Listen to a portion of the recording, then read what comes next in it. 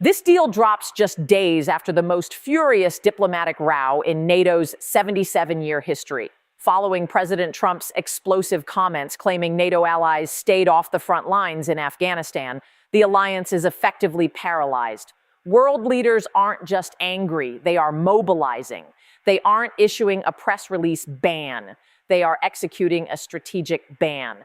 They are building a new economic circulatory system that bypasses Washington entirely. The narrative that NATO is broken isn't a prediction anymore. As of this morning, it is the operational reality.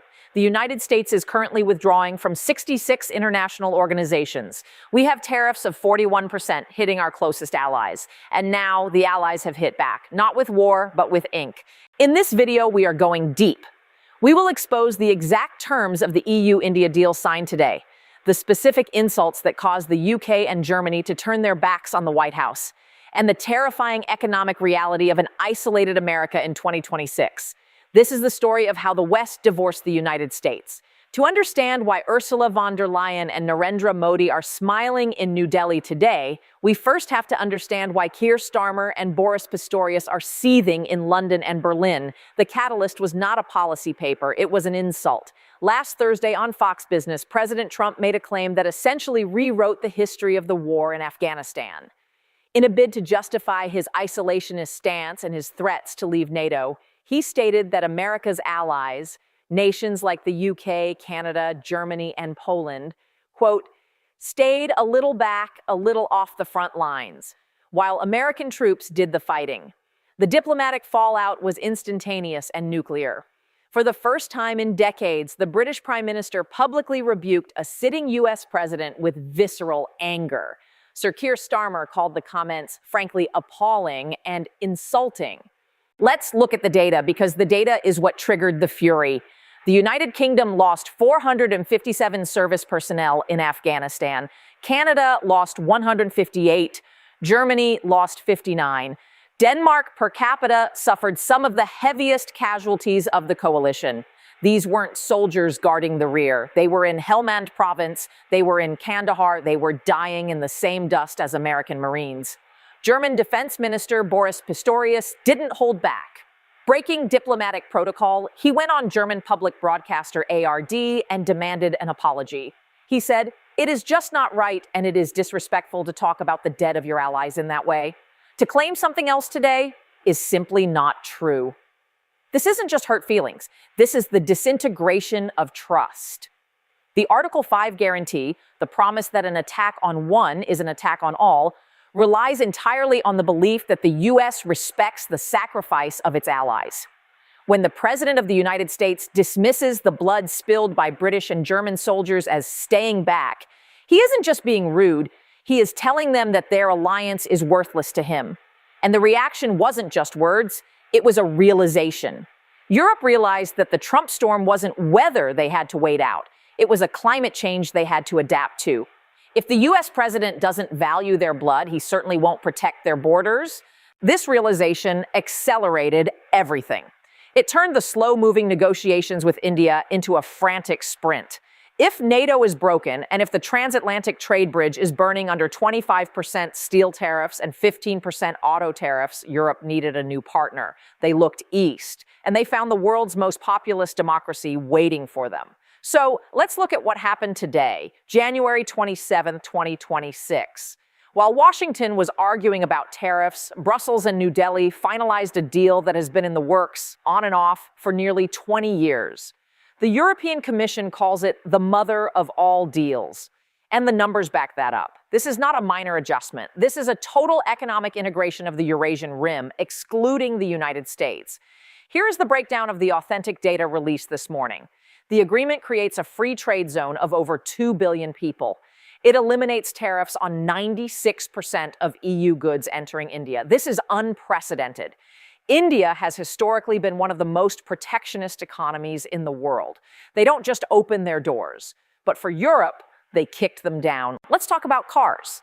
For decades, if you wanted to sell a German BMW or an Italian Lamborghini in India, you faced a tariff of 110%. That is a prohibitive tax that made European cars impossible to sell at scale. Under this deal, that tariff drops to 10%. This is a gold rush for the German auto industry, Volkswagen, Mercedes, BMW, who are currently being squeezed by Trump's tariffs in the US market. They have effectively swapped the declining American consumer for the rising Indian middle class. It's not just cars, it's wine and spirits. Indian tariffs on wine were 150%. They are being slashed. Machinery tariffs of 44%, gone. Chemicals tariffs of 22%, gone. Pharmaceuticals, gone. In return, India gets tariff-free access for 99% of its exports to the EU.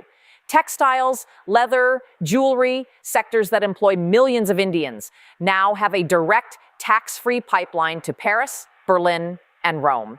The timing is not a coincidence. Just as Indian exporters are facing Trump's new reciprocal tariffs of 25% to 40%, the European door swings wide open. Just as European manufacturers face a 15% wall in the US, the Indian door swings wide open. This is a classic pincer movement. The two largest democracies in the world, by population and aggregate GDP, are hedging against the instability of the third. Ursula von der Leyen put it bluntly in New Delhi today. We have sent a signal to the world that rules-based cooperation still delivers great outcomes. That signal is directed at one man, Donald Trump. The message is simple. We do not need you to prosper. The title of this video mentions a ban. Now, legally, you cannot kick the United States out of NATO or the WTO easily. But in geopolitics, you don't need a legal eviction notice. You just need to change the locks. And that is what a soft ban is. A soft ban is when allies stop sharing intelligence because they don't trust your president. A soft ban is when trade routes are redrawn to bypass your ports. A soft ban is when the G7 summit becomes a G6+1, where the real decisions are made in the hallway before the American president arrives. We are seeing this happen in real time. While Europe integrates with India, the US is retreating into a bizarre isolation. President Trump has launched his Board of Peace, an alternative international forum that includes Vladimir Putin but excludes traditional Western allies. He has withdrawn the U.S. from 66 international organizations in the last year alone, citing globalist agendas. The result? The world is moving on. Look at the strategic autonomy push in Europe. For years, strategic autonomy was a buzzword in Brussels. It meant Europe should be able to defend itself without America. It was a dream. Today, it is a survival strategy. The EU-India deal includes a massive chapter on defense and security. They aren't just trading wine and cars. They are discussing maritime security in the Indo-Pacific. They are discussing cybersecurity. They are discussing things they used to discuss with Washington. India, too, is pivoting. India was a key member of the Quad, US, India, Japan, Australia, designed to counter China. But with the US becoming unpredictable, imposing tariffs on Indian goods and threatening visas, India is diversifying. They are betting that a partnership with Europe is safer than a marriage with MAGA. So, what does this mean for you, the American viewer, or for the global economy? The isolation of the United States is not cost-free. In fact, it is incredibly expensive. President Trump believes that tariffs will force companies to return to the US. He calls it the Great Rebuilding. And to his credit, he did secure a massive $550 billion investment pledge from Japan in July 2025. But economists warn that these pledges are often paper tigers, promises that evaporate when the economic weather turns bad. The reality on the ground is inflation. When you put a 25% tariff on global imports, prices go up. But the bigger danger is market access. American farmers, soybean growers in Iowa, corn growers in Nebraska relied on export markets. When Europe and India sign a deal that eliminates tariffs between them, American farmers are left on the outside looking in. A French farmer can now sell wheat to India tax-free. An American farmer has to pay a tariff. Who do you think the Indian buyer will choose? This is called trade diversion, and it is the silent killer of economic superpowers. The EU-India deal gives European companies a first-mover advantage in the Indian market of 1.45 billion people. By the time the US wakes up and tries to negotiate its own deal, the shelves will already be stocked with German appliances, French fashion, and Italian food. We are losing the market of the future because we are obsessed with the grievances of the past. By 2030, the EU-India trade corridor is projected to double in volume. Meanwhile, US trade with Europe is projected to shrink by 15% due to the ongoing tariff war. This is the math of decline. You don't lose your superpower status in a single battle. You lose it because everyone else starts doing business without you.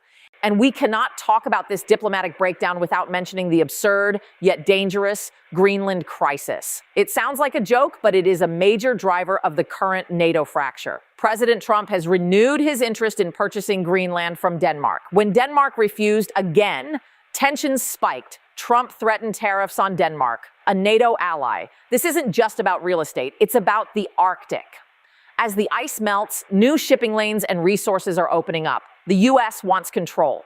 But by bullying Denmark, a loyal NATO member, Trump has terrified the rest of the Nordic countries. Sweden, Finland, and Norway are now looking at the US not as a protector, but as a predator. This has pushed the Nordic bloc deeper into the arms of the European Union's defense mechanisms and further away from NATO's US-led structure. It is another brick in the wall of isolation. History will likely look back at January 2026 as the turning point, the moment when the rimland of Eurasia, Europe, and India decided to join hands and close the gate on the Atlantic power. Donald Trump promised to put America first, and in a way, he has succeeded. America is now alone, first in isolation, first in tariffs, but last in the room where the future is being written. The ban isn't official. There is no piece of paper expelling the US from NATO, but when your allies build a new world economy that excludes you, when they sign the biggest deals in history without you, when they demand apologies for your insults to their fallen soldiers, you have to ask yourself, did we leave them or did they leave us? The EU-India deal is signed, the ink is dry, the tariffs are up, the walls are high. Welcome to the new world. It's a furious one. And for the first time in a century, America is flying solo. This is a rapidly developing story. The ramifications of the EU-India deal will take months to fully materialize, and the US response, likely more tariffs, is expected within days. If you want to stay ahead of the geopolitical curve, make sure you are subscribed. We are tracking the money, the treaties, and the silence between world leaders. What do you think? Is this soft ban the end of US hegemony? Or is Trump right to demand more from allies, even if it means burning bridges? Let us know in the comments below. Thanks for watching.